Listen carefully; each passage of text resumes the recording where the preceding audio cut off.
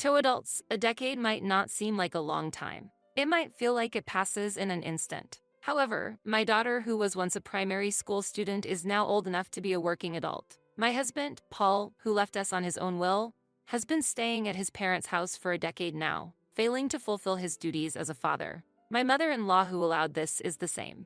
Even if I were proposed a house where all our generations could live together, what they probably would want from me is nothing but to be their housekeeper. It's too late now. Even if they start acting friendly upon sensing money. I have spent a decade raising my child alone. Unlike you, I haven't wasted my time. My name is Judy, 53 years old, a full-time housewife with a part-time job. My only daughter, Hannah, who commutes to university from home, recently received a job offer and will start working next year. I am worried about her as she is still oblivious about the world, but I am happy that she has grown up well. Raising a child felt like it went by in a flash, but I still have her student loan to repay. For over 20 years, I have prioritized my daughter, but I wonder what my life will be like from now on. It might be nice to travel, enjoy hobbies, or join the gym I've always wanted to go to. However, right about this time, both of my parents passed away. Their death was sudden, caused by a rear-end collision, killing them both on the spot. It was so sudden that I had no time to mourn, busy with funeral preparations and inheritance matters. After the meeting with the tax accountant was over and things seemed to have calmed down, I finally burst into tears and suddenly realized I should let my husband know. I picked up my phone and called him. There was no response. Of course, he wouldn't answer. I knew that. I had tried several times before the funeral, but he did not respond. I sent messages, but there was no reply.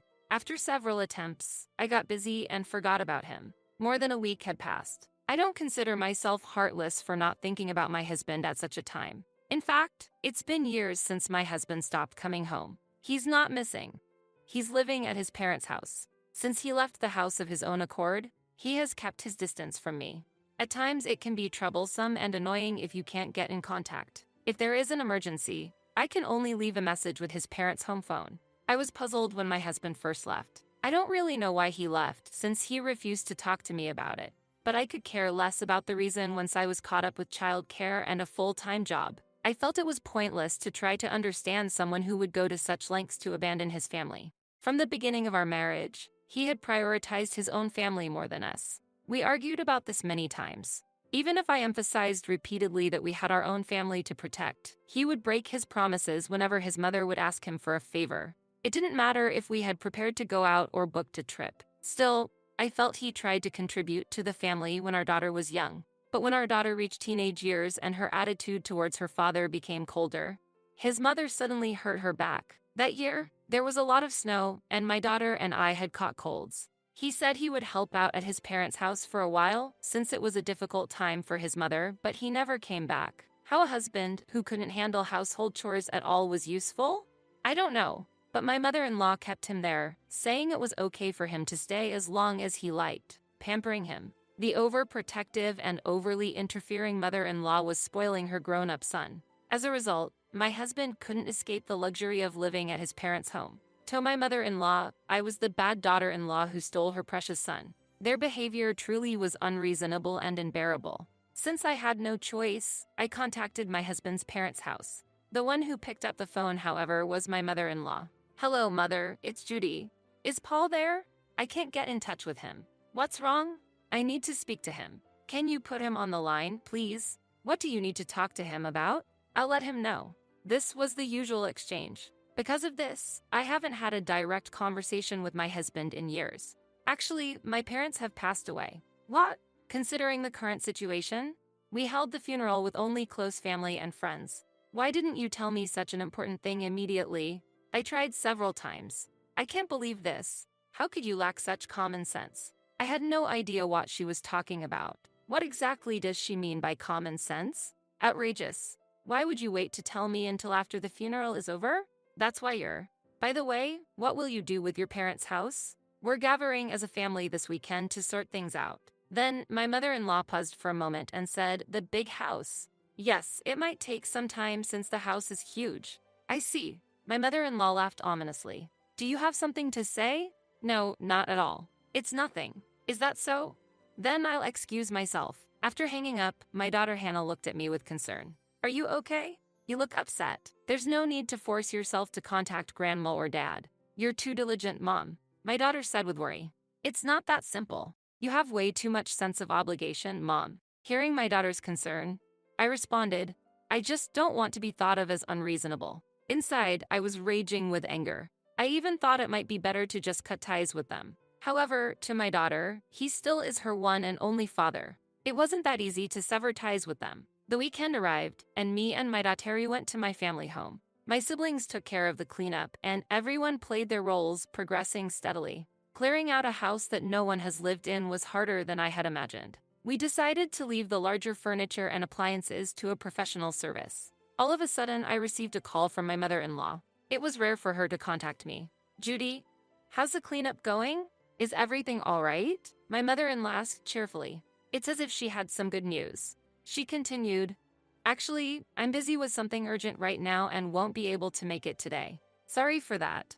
I didn't expect her to come over to help anyways. We've barely seen each other since my husband left, so why would she suddenly say such a thing? I don't think she knows the location of my family home either. It's okay. Please don't worry about it. Don't be shy. We're family, so it's natural to help each other out. Is this some strange twist of fate? Normally self-centered, my mother-in-law seemed to show some sort of understanding for the situation. I decided to genuinely accept her feelings. By the way, when you said you're tidying up the house, you mean sorting through belongings, right? Yes, there are so many things, and it's quite a hassle, right?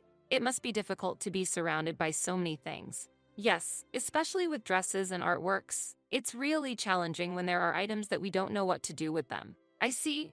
That sounds wonderful. I started to feel cold as I caught a glimpse of my mother-in-law's true intentions.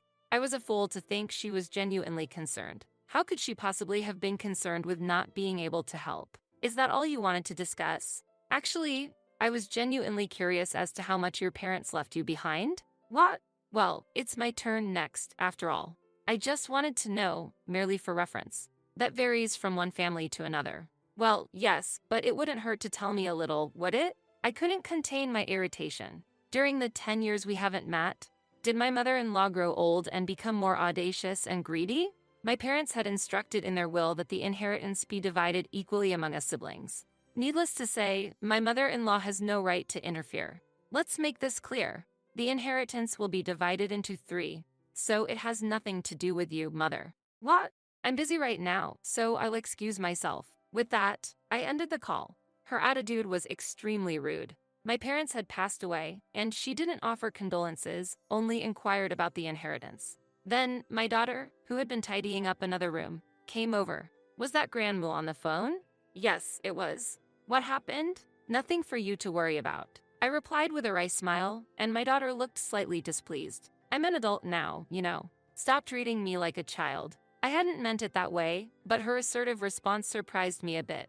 Indeed, she is now of an age to be treated as a full-fledged adult. I felt a mix of happiness and an indescribable sense of loneliness. Mom, I know what's going on. What do you mean? If my guess is right, I want you to make one promise. A promise? What kind? That's when I made a special promise with my daughter. A week passed, the house cleanup was nearly finished, and I was thinking of returning to work when the doorbell rang. Thinking it was the delivery guy, I opened the door to an annoying long time no see. I should have checked first. If I had known, I wouldn't have opened the door. There stood my mother-in-law and... Who was that next to her? A loose, unshapely figure with thin hair fluttering in the breeze. Was this middle-aged man, wearing a stretched-out sweatshirt looking filthy, really my spouse, Paul? I stared in disbelief at first and said, "You've got the wrong address." As I was about to close the door, my mother-in-law said, "Don't joke around, Judy." Breaking the silence and visiting without any prior announcement. What did these two want? And most of all, why was my mother-in-law in such high spirits? Despite never allowing any space between her and her beloved son, my mother-in-law breezed past me and entered the room with confidence. "Wait, Mother." My husband followed her in, entering my property without asking. Maybe he didn't need permission since it was his home too. But the 10-year gap had practically made him a stranger to me. And I certainly didn't want to welcome this unsightly man into my home. "I have a surprise for you, Judy." "I thought you'd be pleased," my mother-in-law cheerily said. My husband sat down next to my mother-in-law. "Oh, I'd like some coffee, please." "Paul, how about you?" "I'll have tea." "Judy, please bring us some." I couldn't stand not just my mother-in-law's behavior, but my husband's as well. How can a man who left home without a word, spent 10 years at his parents' house, sending only a small amount for living expenses, and never contacting us, now demand tea as if nothing happened? Why should I serve you tea? Even if I were to oblige, there are things that should be said first. Although I was screaming in my mind, I maintained my composure and asked, "What's the occasion? What's wrong, Judy? Please make it quick." "What? This is how you treat us after we've come all this way? If you have no business here, please leave." What a rude daughter-in-law. I see no reason why I should show manners to someone who appears out of nowhere after 10 years, following their own whims. I decided to remain calm. At that moment, my daughter came down from the second floor. "Hannah, it's been so long." "Grandma." My daughter's eyes widened in surprise. Even my husband seemed taken aback by her reaction. "Hannah, you've grown so much." Who are you?" It seemed she didn't recognize the man next to her grandmother as her father. Understandably so, since the last time they saw each other was when she was in elementary school. "What do you mean?" "It's me, Dad." "Wait, Dad?" "Oh, Hannah, I can understand. It's hard to accept that this slightly overweight, balding middle-aged man is your father. To you, he's nothing but a stranger." "Hannah, sit down here," her father instructed, pointing to the seat next to him. My daughter stepped back, visibly uncomfortable. "No, absolutely not." "Why not?" "I have a unique condition that makes me ill if I don't stand. Don't worry about it."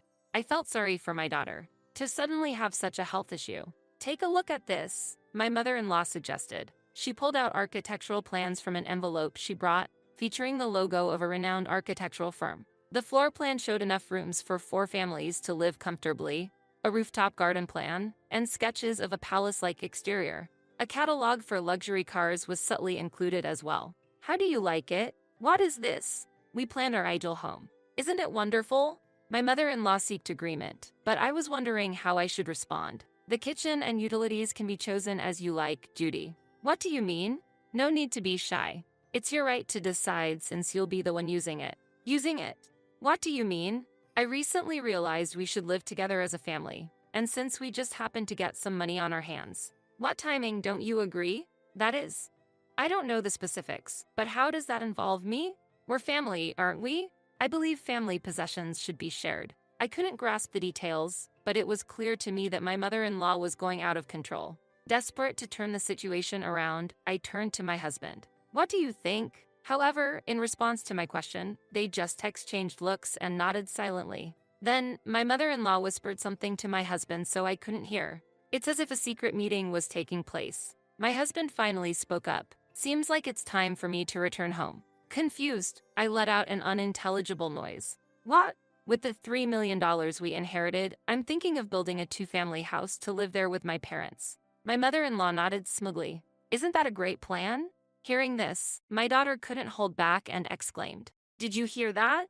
"Mom, it's just like I said." I couldn't help but laugh. "Haha, I can't believe it really turned out just as you said." "Ahaha, Hannah, you're amazing." We shared a laugh, and the atmosphere lightened. Seeing this, my mother-in-law and husband also seemed pleased. "I'm glad you two agree." "True. The construction date is already set, and all that's left is to pay the down payment." My daughter confronted the two, who seemed to be misunderstanding. "You're completely wrong." "Grandma, Dad, don't you think you're being a bit too oblivious?" "Huh?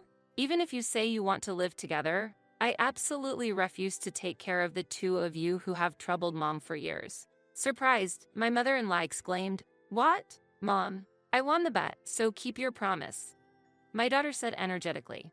All right, I responded. Hearing our conversation, my mother-in-law asked, "What do you mean? What promise?" "Grandma, it seems like you can't tell the difference between what belongs to others and what belongs to you. So we bet on whether or not Grandma was after the inheritance." "Huh? What does that mean?" "If you could tell the difference, you would long have told Dad to go back. You would have told him to go back to his own home. But you yourself said that families should be together. I wonder whether you know what place was the right place to live, yours or ours?" It was my husband that raised his voice next. "Truth is, I left this house because of you two." My daughter and I looked at each other. We couldn't understand what he was saying. "I would have forgiven you immediately if you had just apologized. I was waiting for just one word from you both." "Wait, you lost me." "What do you mean?" "You told me to leave, Judy." I simply couldn't recall. "There's no way." I have no memory of telling my husband to leave. Have you really forgotten? That cold, snowy night. When I came home tired from work, you told me to leave the house. That night when it was snowing? Trying to remember, a faint memory came back. That day, despite Hannah and me being bedridden with a cold, you came home without buying anything and asked, "What's for dinner?" So, I just asked you to dine out, to hold on to such a trivial thing for years. It felt like all the strength drained out of me. How stupid. Was that really what happened? Yes, that's why I'm confused. Even so, why did you leave it like that? It's your fault. I tried to contact you many times. You and your mother as well. My mother-in-law smirked with a hint of guilt for not relaying the messages. Apologize and I'll forgive everything. Wait, I should apologize. Let's forget about the past and start anew. Let's reconcile as a family. Hearing this, my daughter couldn't contain her laughter. Dad, didn't you know? Know what? Mom has been preparing for divorce for 5 years. What? The promise with my daughter was to get divorced. If my mother-in-law was acting out of greed for the inheritance, it was a sign of endless troubles ahead, prompting me to make my own decision, including her wish for me to carve out my own future. Having her support, I truly felt relieved. It was like shedding a heavy burden off my shoulders that I've been carrying for years. Don't joke around. Do you think you can just submit a divorce application unilaterally? Calmly, I retorted to my husband's anger. Long-term no contact and separation are sufficient grounds for divorce. What does that mean? Didn't you know? I thought I was fulfilling my duties as a father by sending money. In reality, the amount was way too insignificant. Do you think children can be raised on money alone? How can you say you've fulfilled your role as a father after neglecting your family for 10 years? A mother is supposed to take care of the kids. There was no point in talking to such a person. No need to try and understand each other. Yes, I raised her by myself. And indeed, we didn't need you. Work, school events, pickups, preparing lunchboxes. Looking back, it was indeed challenging. Even when I was sick, the husband I should have been able to rely on was absent. Your presence was and will be unnecessary. What? Let's send this. I'll submit the divorce papers. Wait, are you serious? What are you planning to do from now on? Judy, please help. What should me and Paul do when we get older? My mother-in-law pleaded, trembling with fear. You're essentially saying Hannah and I should be your helpers or caregiving staff. No, that's not what I don't know what to tell you. Unless I have something I'm indebted to you. What about the $3 million inheritance? Let's use it more effectively. Where did these $3 million come from? If divided among siblings, it implies there was a $9 million inheritance. There couldn't possibly be such a large sum. Indeed, my family home looked impressive, but it was old and of no special value. And most of the wealth was spent by my financially careless parents. $3 million, $3 million. Could it be a misunderstanding of dividing into 3? What? There wasn't such a large sum of inheritance in the first place. What? Even if there were, I would never build a house for us to live together. I declare this firmly in front of my bewildered mother-in-law and tearful husband. Judy, are you really going to leave me behind? Despite the middle-aged man's tears pleading for forgiveness, my decision remained unchanged. Continue living at your beloved parents' home as you wish. Goodbye. 3 months had passed since then. The ceaseless demands for reconciliation from my ex-spouse were borderline stalking. The lengthy messages containing grievances sent over 20 times a day obviously went unread. If he persisted in his intrusive behavior, I hinted I would be taking legal action. I saved the threatening emails as evidence for potential future use, and upon learning this, he backed down. The divorce papers were finally filled out and processed without issue. Thinking about it, my ex-husband and mother-in-law lacked imagination. They failed to empathize with others and only thought about their own future, succumbing to immediate pleasures and selfish living, which inevitably lead to regret. The idea that someone else should take care of them was naive. It's a pitiful sight, considering even my daughter is striving to become independent. Speaking of which, after getting a job, my daughter plans to move out and live alone. It was my suggestion. Though I'll be lonely, it will be a great experience for her. Understanding the value of money, time, and family requires actual experience. Since she'll live nearby, it's not like she'll be left to struggle on her own. I'm always ready to support her and wish for her to grow into a responsible adult. As for myself, I've been offered a full-time position at the company where I was working part-time. After the task of raising a child somehow came to an end, they strongly recommended it. I'm very grateful for the opportunity to become a full-time employee following the divorce. I'm currently diligently studying to get a certificate. I'm excited about this new journey. When I shared the news with my daughter, she said, "Mom, you're like a new employee, just like me," and we laughed together. Time flows equally for everyone, but how we spend those 10 years varies. There will be enjoyable times and moments when things don't go as planned. Maybe after another 10 years, some conclusions will be reached. I plan to live freely like my daughter wished for me. I hope you do the same.